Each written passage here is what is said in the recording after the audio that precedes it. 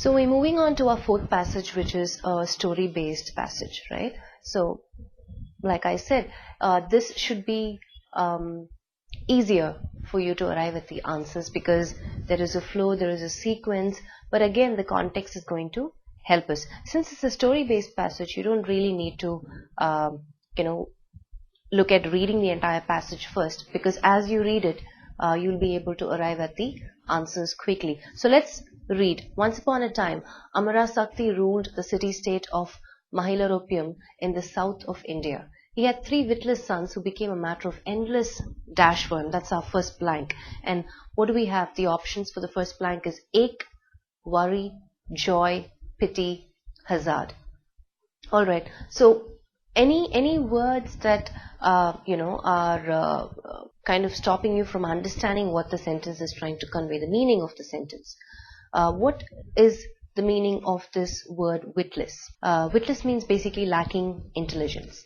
Foolish, that's the meaning of the word, right? So imagine if the king has 3 foolish sons, it's going to be a matter of endless what to him? Look at our options again. Endless ache, endless worry, endless joy, endless pity, endless hazard. Again, a collocation here, I would say, right? Definitely it's not going to be option 3, it's not going to be joy. I need a negative word. Ache is more like a pain, but we're here talking about something that is enduring, when it starts to affect you mentally, right? That is definitely option 2, worry, endless worry. So for our first blank, we've arrived at the answer, which is option 2. So endless worry for him.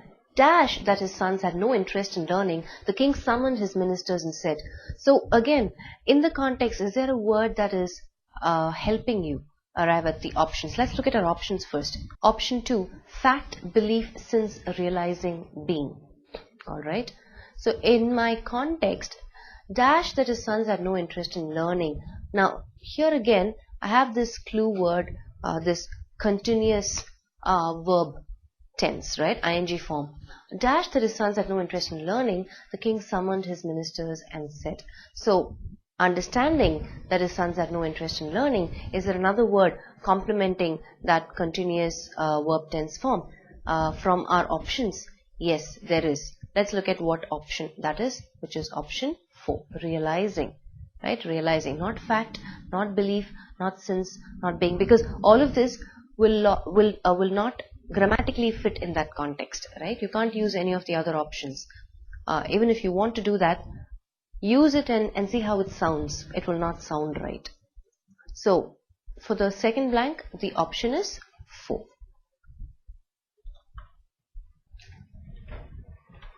Realizing that his sons had no interest in learning, the king summoned his ministers and said what?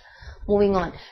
I am not happy with my sons. According to men of learning, an unborn son is better than a son who is dash. What are my options for blank 3? Stupid, brilliant, fool, uneducated, scholar. Okay. Do you notice something? Always look for words before the blank, preceding the blank, following the blank. Now, if I look right before the word, I have the indefinite article a. I know that the form that has to follow that is a noun form, right? When we looked at finding errors section, or when we looked at parts of speech, one of the clues in which to identify a noun form is articles. Articles usually precede a noun form, right? Now, let's go back and look at our options and see what are the options for blank 3. So we have stupid, brilliant, fool, uneducated, scholar. I understand that stupid and brilliant are adjectives, option 1 and 2. Fool, on the other hand, is a noun. Uneducated, again, is an adjective. Scholar also is a noun, but we know that scholar will not logically fit the context, and the answer is option 3, fool. So I'm not happy with my sons. According to men of learning, an unborn son is better than a son who is a fool. A son who is stupid. See again, the next following sentence, there's a clue again, who is stupid, will bring dishonor to his father. How can I make my sons fit to be my dash? I turn to you for advice. So what are our options for 4? Option 4, self places successors level siblings. He's obviously referring to his 3 foolish sons, and he's worried that they are, foolish, and he wants that changed. So why? Because as a king, obviously you want your sons to take over. After the king, it's them who's going to rule. So in that case, what would be the right fit? Option 3, successors. What are successors? One who follows, right? The next in line to take over. Successors, right? So one of the ministers dashed the name of Vishnu Sharman, a great scholar enjoying the dash of hundreds of his disciples. What do we have for option 5 and 6? Option 5, suggested, requested, called, pointed, said. Obviously, one of his scholars suggested the name of Vishnu Sharman. He did not requested, he did not called, he did not pointed, he did not said, right? Suggested, because he's telling the king. So it's a suggestion. A great scholar enjoying the dash of hundreds of his disciples. 6th blank. Enjoying the teachings. He is the scholar. He teaches, right? He will not be enjoying the teachings of his disciples. Because he is a great scholar, obviously he is going to receive something from them. That's what he enjoys. What is that? Is it attendance? Is it glamour? Is it rights? Or is it respect? Obviously it is option 5, respect, right? So let's go ahead and change that. One of the ministers suggested the name of Vishnu Sharman, a great scholar enjoying the respect of hundreds of his disciples. He is the most dash person to tutor your children. Again, notice clue words in the context. Most, the most. I know it's the superlative degree. Obviously, I need an adjective, right? Degrees of comparison, there's always an adjective. And it obviously has to complement the noun person. What sort of a person? The most what person? Let's look at blank 7. What are the options? The options are competent, right, easy, actual, skill. Okay, so all of it is actually adjectives, except for probably option 5, skill. It's not in the adjective form. Skilled, ed would be the adjective form. So skill is in the noun form. I can eliminate option 5. But I need a word that brings in the same meaning as skill though, right? He's the most apt person, right? He's the most what? For this particular job, he's the most right person. Again, right is in the extreme as it is. So I can't use a superlative degree before that. Easy, illogical, actual, illogical, competent, which also means skilled, right? So for blank 7, it will be option 1. Let's make that change. He's the most competent person. We've covered the first 7 blanks. Let's move on. The king summoned Vishnu Sharman and pleaded with him, "O venerable scholar, take pity on me and please train my sons. Turn them into great scholars and I will be dash to you all my life." Without even looking at the blanks, you can come up with your own words, right? I'll be grateful to you all my life.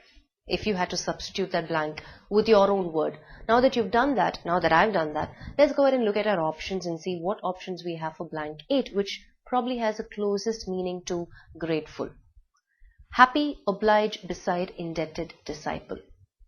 I can pick oblige, which is closest to, close to grateful, but then it's not in the right form. A D is missing. I can't use it, right? Indebted would be the right word. Indebted also brings in the same meaning as grateful, morally obliged to. I would be indebted to you all my life. Vishnu Sharman said, "O king, count 6 months from today. If I do not make your children great scholars, you can ask me to change my dash." This is a collocation. This is a colloquial expression. We've heard people say this, If I don't do that, I'll change my what? You don't even have to look at the blanks, but let's look at the options for 9th one. Importance, name, clothes, location, life. You obviously know it's option 2, name. If I'm unable to achieve this, I'll change my name. You've heard that colloquial expression, right? So let's make that change. The last blank. The king immediately called his sons and handed them to the care of the learned man. Sharman took them to his monastery where he dash teaching them. Keeping his word, he finished the task the king entrusted to him in 6 months. Thus the king now had scholars for sons. Now, the reason why I read the last sentence is because I can have clue words from the last sentence. For that, 10th blank, right? Let's look at our options. Embark, mustered, begun, decided, started. Sharman took them to his monastery, the 3 foolish sons, where he dashed teaching them. Is it embark teaching them, mustered teaching them, begun teaching them, decided teaching them, started teaching them? The decision has already been made. So it either has to be a step that was taken. Now let's look at our last one. Keeping his word, he finished the task. So if he finished something, he had to start something, and that is exactly what he did in the 10th, in the previous sentence, right? Do I have started in my options? Yes, I do. And that's how you put 2 and 2 together. That's how the context comes handy, right? So I have started, which is the 5th one. Why can't I use begun, which also brings in the same meaning? I can't use begun. If you notice, begun is the past participle of begin. Right? Now, normally the past participles are used in passive sentences. So here, it's an active sentence. I don't need a past participle in this context, right? So the answer is 5, started, where he started teaching them. All right? So if you noticed, the story was, comparatively easier. The story-based passage was comparatively easier. But still, we applied the same techniques.